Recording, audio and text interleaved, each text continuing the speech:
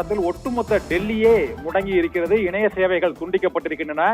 Metro rail போக்குவரத்து ஆங்காங்கே பாதிப்புக்குள்ளாகி இருக்கிறது. இதே போல பொது போக்குவரத்தும் முடங்கி இருக்கிறது. இணையதள சேவைகள், பொது போக்குவரத்து முடங்கி இருப்பதற்கு மிக முக்கியமான காரணம் இன்று காக்ரோச் ஜனதா பார்ட்டியினர் நாடாளுமன்றத்தை நோக்கி பேரணியாக செல்ல முயல்வதற்கு அனைத்து மாநிலங்களிலும் இருந்தும் டெல்லியில் இருந்து ஜந்தர் மந்தரை நோக்கி அனைத்து பொது போக்குவரத்து வாகனங்களிலும் அவர்கள் நிரம்பி விளைந்ததுதான்.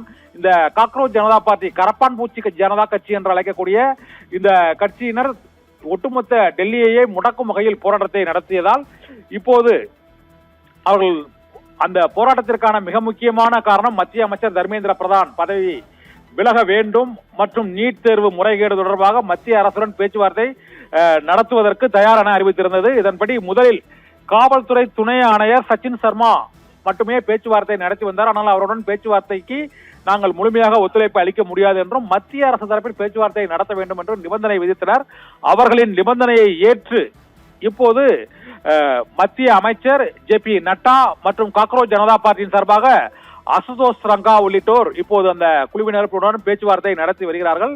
இந்த போராட்டத்தை கைவிட வேண்டும் என்றும் நாடாளுமன்றத்தை நோக்கிய பேரணியை நாடாளுமன்றம் நடைபெறும் பொழுது நடத்துவது அனுமதிக்க இயலாது என்றும் ஜந்தர் மந்தர் போராட்டத்தை விலக்கிக் கொள்ள வேண்டும் என்றும் வேண்டுகோள் விடுத்திருக்கிறார்கள். ஏற்கனவே கடந்த பல வாரங்களாக சோனம் வாங்சுக் அங்கு காலவரமற்ற உண்ணாவிரத போராட்டத்தை நடத்தி வந்த சூழ்நிலையில் அவரை நாடாளுமன்றம் கூட இருப்பதை ஒட்டி கடந்த சனிக்கிழமை வலுக்கட்டாயமாக மருத்துவமனைக்கு சிகிச்சைக்கு கொண்டு சென்றதை அடுத்து இந்த போராட்ட அறிவிப்பை இங்கு டெல்லியில் வெளியிட்டிருந்தது.